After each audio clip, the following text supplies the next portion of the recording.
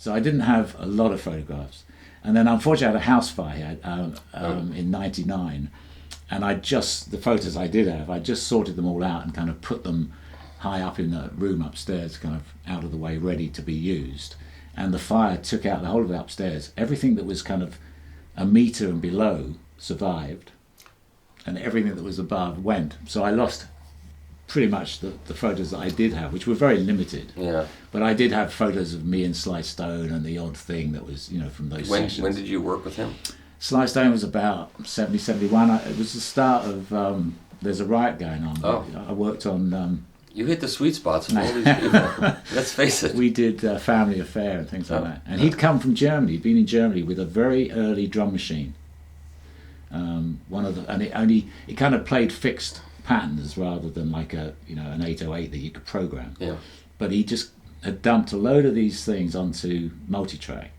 So he turned up at Ireland with 4 or 5 reels, because we tended to work at 15 IPS in those days, so you could get 30 minutes on a reel. But he had 4 or 5 reels with these different drum patterns, and I spent a week with him where he had was it a Farfisa, I think, or a Vox Continental? I think it was a Farfisa, and a bass, and we put up a vocal mic, and basically just tried out ideas. Wow.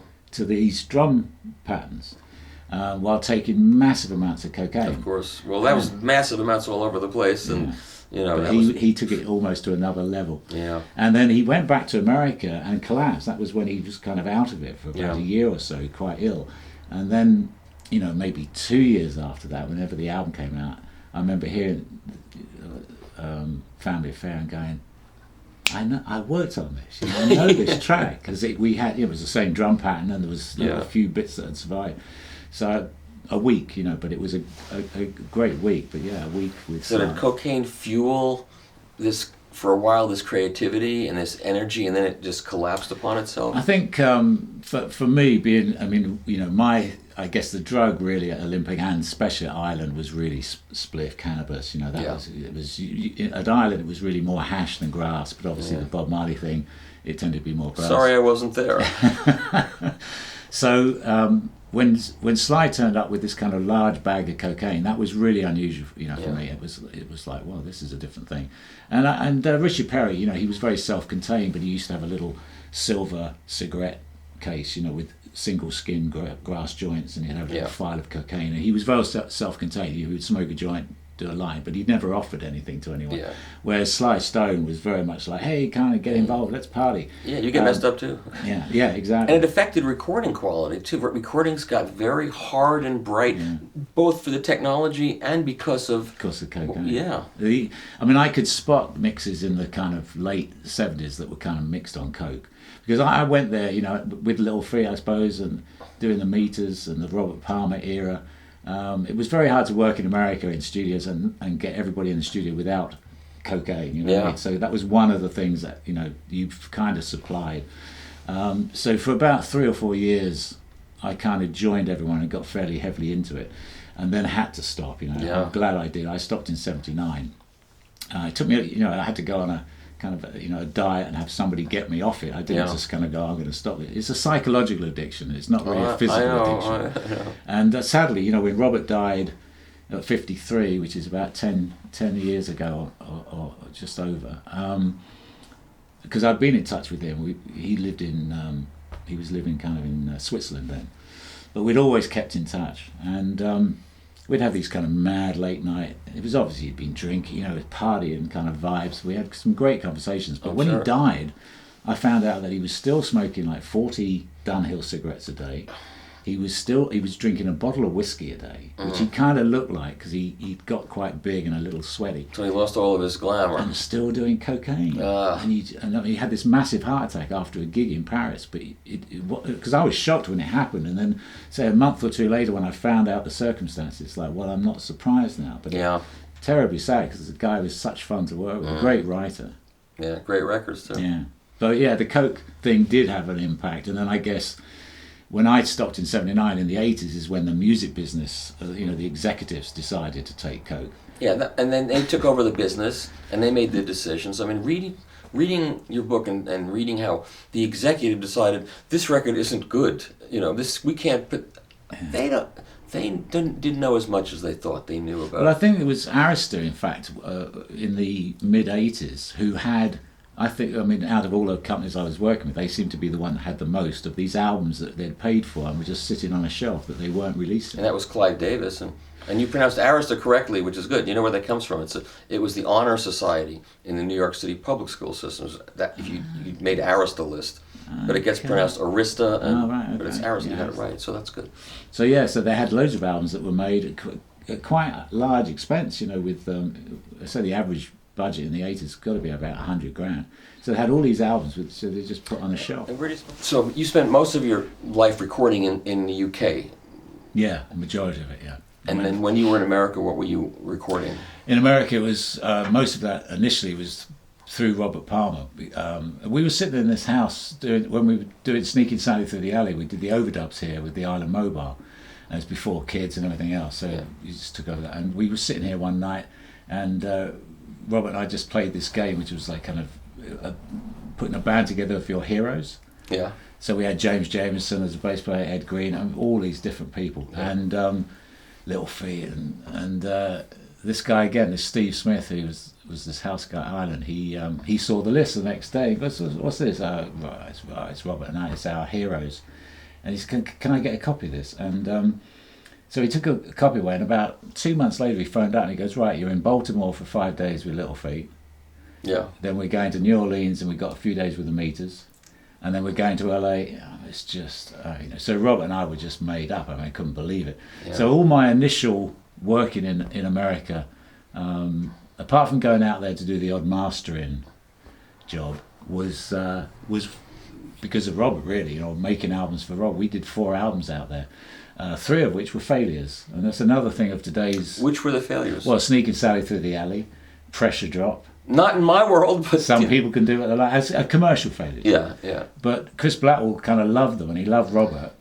And as each one didn't happen, he'd go, "Oh, just go make another one." Isn't that the difference between record company owner who has the passion and does it for the passion, and the '80s bureaucratic guys who would come and say, "I don't like that. We're not going to release it." And now, if you don't have a hit single or a first hit album, you're out. Yeah.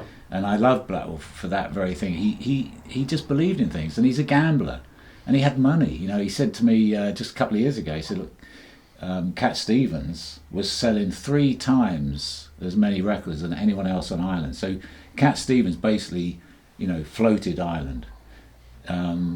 Mike Oldfield, Tubular Bells, floated Virgin. There were all these. As long as you had somebody that was making the money, then Chris would take chances with bands like Quintessence. Nick Drake was a massive failure at the time when he was alive. I know. So that's how we got to make all these amazing albums with Robert and James Jameson and Carol Kay and Gene Page doing the string arrangement with Kendon Sound, which was Barry White set up. I mean, it's just a dream for me. And we worked at Muscle Shoals, so it was just. Wow, so you get to go to all those great studios with all the great musicians. Yeah. How great was that? It was just brilliant. And then I suppose since then, in the 90s, I did bands like Throwing Muses that was done in America. But I would think 95% of my work has been in the UK, really. Well, you were working when it was the peak of creativity in the UK, I would say. Yeah, and I was kind of, I've spent 6 years as a house engineer at Ireland. So it's only kind of when I went freelance that some of that changed a bit. Did a bit of work in France. I've recorded in Japan. I've just got back from Prague and a Norway trip. So I mean, I am doing things abroad. But good. It's good. Good that you're working. And what did you record in Norway? Where were you? I was actually in Trondheim. I've been there. And it was a big music festival there. So I was there initially to do a kind of masterclass. But I met, see again, I do believe a lot of it is chance, but I met a woman in Prague about 2 years ago in a Studio Sono, which is a beautiful place, a bit like Abbey Road, but it costs €400 a day. And Chris Ekman and I went there to work with this Norwegian band called Midnight Choir, which were absolutely massive. We've got a kind of Norwegian Grammy. They didn't sell anything outside of Norway, but they are a brilliant bunch, great singer.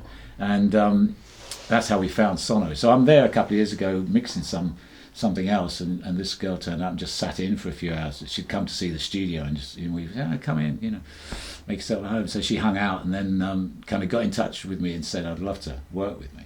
And then she happens to live in Trondheim. Oh. So the joke, went out there to do this masterclass, and there she was. So we went in the studio and recorded a track or two. And did she know your history, or? I don't know. I mean, I never really, most of the time when I've turned around, I worked in Buenos Aires, and I said to those guys, Babasonicas, which is a big kind of pop rock band in Argentina, I go, so what made you phone me up?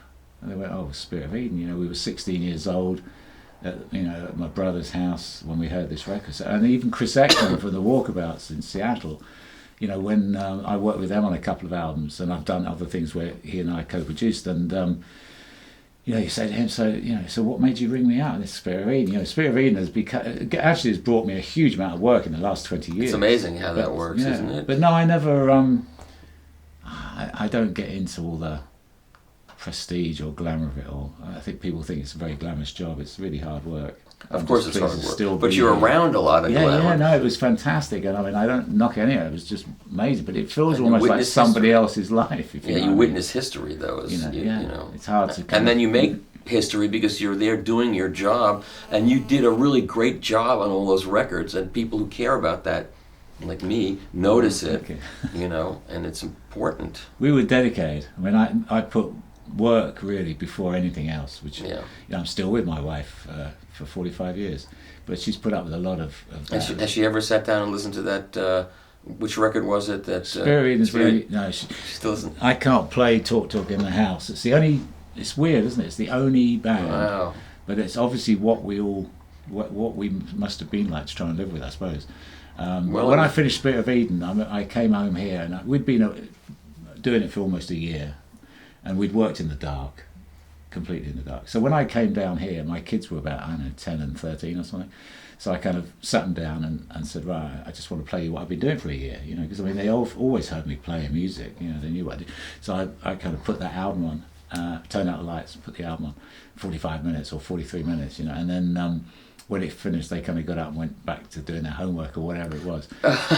And my wife, who's never said anything about whether I should do something, not do something, sometimes she'd go, wow, that's a really lovely track, or that's, I love this guy. But she's never really said much. And then she said, if you ever work with that band again, you move out. Wow. And it's like, no, I'll never work with them again. So I really didn't believe I would. I thought Spirit of Eden was a complete one-off.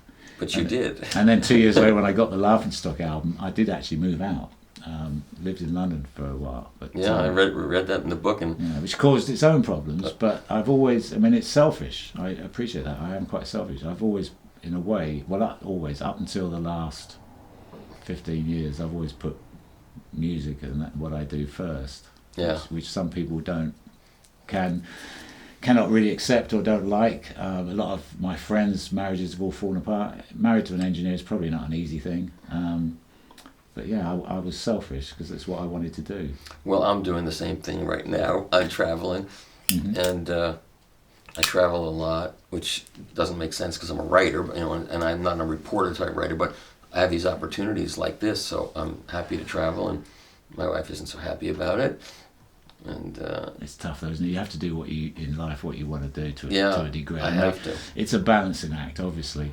Yeah. But no, I was pretty selfish. It was what I wanted to do when I was about 14 years old, and the job didn't exist really back then. I only knew of it because of my older brother, who was in the business before me, and he used to take me up at the odd weekends. He got to the Olympic when it was in Baker Street, before it moved to Barnes, and I'd sit in. I was 14 years old watching the Yardbirds and people like PJ Proby, Marianne Faithfull, and I thought this is, the job didn't exist as such, but it was better. It seemed better than working. Yeah, right. That's how I feel about my job. That's all I wanted to do. So getting a job at kind of 16 at Olympic. You had to run with it and grab it and do it. Yeah. And I think we were all very good back then. I think we worked fast. Everyone knew what they were doing. Your relationship with musicians and everything was really solid. And how lucky to be at that period of time. I mean, you're born at a certain period of time. You have no control over it. And that was the period of time, really. That was the sweet spot in the whole thing. Amazing. Yeah, amazing it time. was amazing. So, and then say the 80s for me, I was 30. I thought when I was 16 I'd be out of the business at 30 anyway, because all of us did. I mean, I think there's some classic comments from Lennon about the Beatles, and we thought it might last a couple of years. No one really... I think we were innocent. Now everyone knows how to make a record. Everyone's got a bit of an ego. We Well, didn't back then. Wait, they know how to make a record, but that doesn't mean they know how to make a good record. There's anybody today can get a computer and a microphone in a living room and think they're a producer and an engineer, and there's a lot of junk. But there are good things coming out now, and there was a lot of junk back then too. Yeah, but I say everyone kind of seems to, they know the process now. They've read That's a lot what of they know. stuff. They know everything about it. Whereas we back then, in a way, I mean, I was training from the guy, Keith Grant, Glyn Johns. They were huge teachers for me. Then you pick up your style, and you've stolen a bit from here, and you liked what you did, so you come up with your thing. But I think all through the 70s, all of us that were working in there, I think we were very good at what we were doing because we were fast and we were getting results. Yeah. But it took a huge dedication. You know what I mean? Not everything else in the outside world just didn't really exist. Yeah. That's all. I've spent more time in control rooms than I've spent in this living room. And once you got the feedback, it got out there, and the feedback was huge because a lot of people were buying it, and it was a concentrated buy. It wasn't like atomized where there's so much music coming out and there's 200 copies of that, 1,000 copies of that. It was big, so the feedback works. Yeah. And then, say, when it got to the 80s, then I was lost, really, because I didn't like the technology, didn't really like the music, a lot of it, over here, in the pop world, I mean. So I did a couple of China Crisis and King and a great guy called Paul Roberts, but I did do some projects that I'm proud of. Yeah. I mean, compared to the 70s, very little. Yeah. And I say I hadn't worked for 6 months. I was almost it got to that point at 36, unemployable, and then bang, out comes Talk, which kind of resurrected it's interesting. Me and my career. I didn't know. I missed that band when it came out, and I also missed it until about 10 or 12 years ago. Someone turned me on to it. That's when I first heard the band. Yeah. And good luck finding those original records. They're worth a lot of money, and you can't find them. And I lucked out. I was in Stockholm, and I was in a record store, and they didn't know what they were worth. And they had them. I had almost all of them were there, $10 each one. I bought them all, and yeah, it was great. Well, they started out as a kind of new romantic pop band. That's the thing. The first two albums are quite synth based, right? And they've got the Pretty Boy and the hairstyle. That's what I knew of them, and then that was. Colour of Spring kind of really, for me, was when they started to move. They're still great pop records. But why did that happen? What in their lives? What made them go to Spirit of Eden? Yeah. It was Mark, really, and I think it's just that they kind of, I think in a pop world, I think they felt they'd done kind of what they could do in a way. Mark's very much like he kind of does something. When it gets to a certain point, it's like, well, I can't push that avenue anymore, so he goes off somewhere else. And there was a religious aspect of this too, wasn't there? Well, a lot had happened to him, but his brother died of a heroin overdose just before Laughing Stock. But I don't think any of us were particularly kind of religious. Really wasn't. Spiritual, maybe. Yeah, spiritual. But then I don't. I believe in you, and I don't. I mean, he and then I don't believe in you, and I know, but it's very hard. I mean, it's funny, isn't it? Because Mark tends to sing. I mean, he sings very, very quietly on those records. Yeah. It's not like the Colour Spring where he's singing out, and he's singing at a level where it's just, the throat is just about working. But it's sometimes hard to hear what he's saying. And then you look at the album covers, and you've got this kind of handwritten scrawl, which is very hard to read. Yeah. So from Spirit of Eden onwards, really, he kind of made it. I don't know if it was intentional, but it certainly was. You have to work at this. It wasn't presented like Colour Spring or the pop records. Not at all. No, but that's what was great. That's what's great. It's what's great when something gets discovered. As opposed to having it thrown at you, It gets discovered, and that's more valuable, and that's why the record has this following and will continue to. It's like Nick Drake, same thing. Yeah, Nick Drake. I love that when he died, Chris said, "I'll always keep it in print," and it was a failure at the time. And then I remember my daughter when she was like 18, she's got to be kind of 20 odd years ago, and I remember coming home from, "Have you ever heard of this guy Nick Drake? It's just so fantastic." I went, and it's great watching each kind of generation. Yeah, that's like Jeff Buckley, the same thing. Jeff Buckley's album Grace will be discovered by young girls every generation forever. Yeah. Anyway, this has been great, and I think we should call it now while it's still really good. And one last thing. So, have you followed Bob Dylan's move into singing the standards? No, I've missed this, I think. Yeah, he has two albums out of Frank Sinatra songs. Oh, wow, no. And it's kind of controversial, because But he's always been, hasn't he? He doesn't have the voice anymore, and that. it's it's kind of like the night, the cold of the day. It's like it's not there, but yet his timing is so impeccable that you can. And Al Schmidt engineered it, and at Capitol, all live. You don't like that session. It's quite No, good. he's always been in a way controversial. When he went, acoustics, electric, it was in London where you get the guy going Judas, it's Ewan McCall, from the first time I ever saw their face. Because they were all like the Pete Seegers, they were the folk guys. Sure, And purists. folk is, Yeah.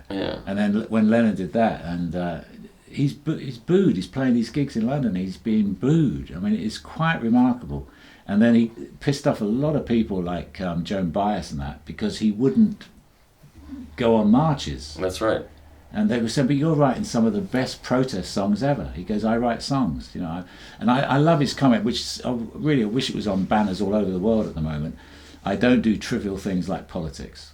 What a great quote. Yeah. Especially in this era at the moment where it's all so political. I I mean, know. it may not be what you want. No, it's not. All over we've got Brexit, you've got all of that. But it's Yeah. like, look, this has been voted for, and there's another life out there. Just don't get sucked into it. And he did it for a while. He made his statements in the civil rights movement, and said it, and then he got past it. He wasn't going to get, because otherwise he would have gotten burnt out and pigeonholed, and it would have been the end. But really, it drags you down. I think it makes you negative, makes you angry. Yeah, And Lennon, that's me.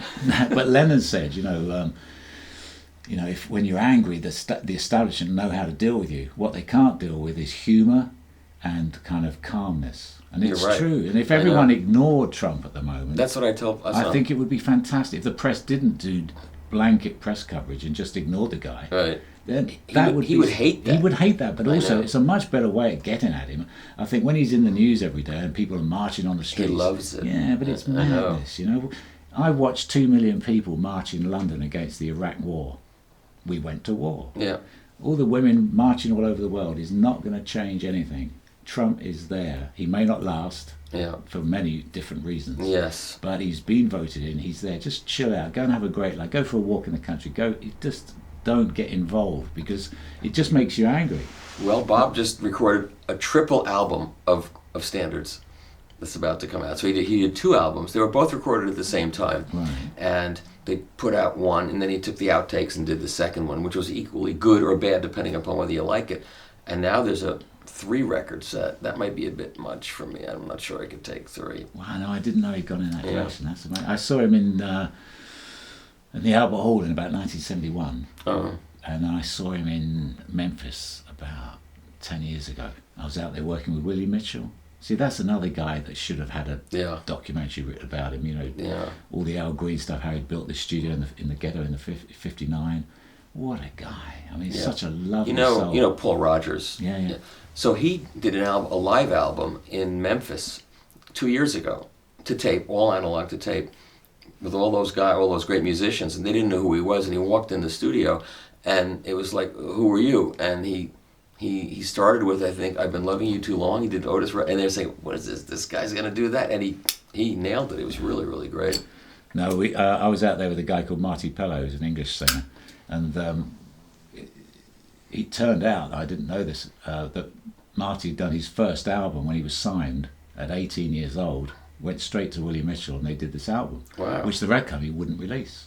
So all the wet stuff you hear is kind of London kind of pop production. That album never came out. And then when Marty was in a financially solvent position without a label to do his own thing, we all went out to Memphis and worked with Willie. And they gave him the keys to the city. They think he's one of the finest, a bit like the Paul Rogers thing. Really. Yeah. This guy walks in, it's like, who's this? And they, and they sing, they go, wow, this guy's What's his great. name? Marty Pellow. How do you spell? Marty, Marti, and Right. Pellow is Pellow. Don't know. Marty Pellow. He was in a band called Wet Wet Wet, which was I've heard of that Yeah, band, if you've seen that film, like, is it 4 Weddings and a Funeral? There's one track on Yeah. that was kind of #1 for about 13 weeks. Yeah. But very much from the 80s, 90s pop world. Yeah.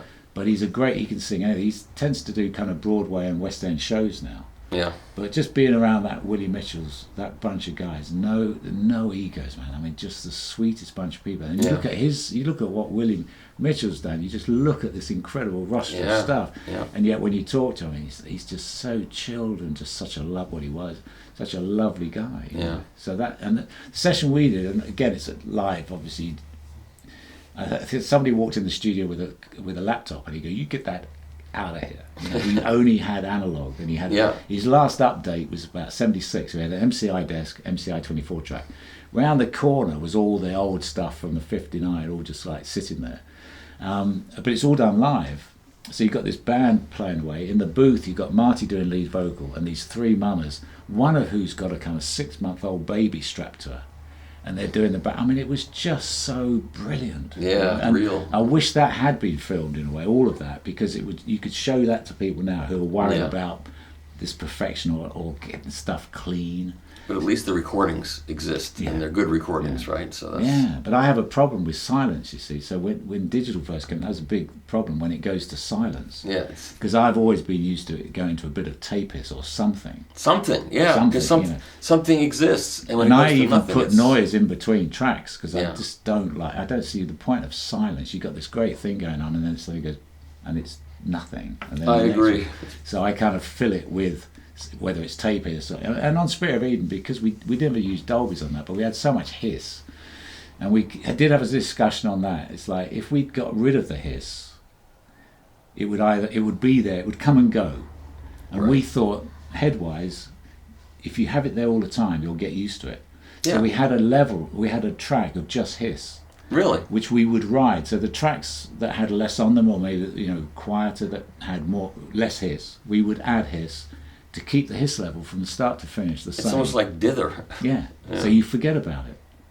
And but you see, record companies don't get it. On the beginning of Laughing Stock, I think it's Laughing, you got that AC30 just going.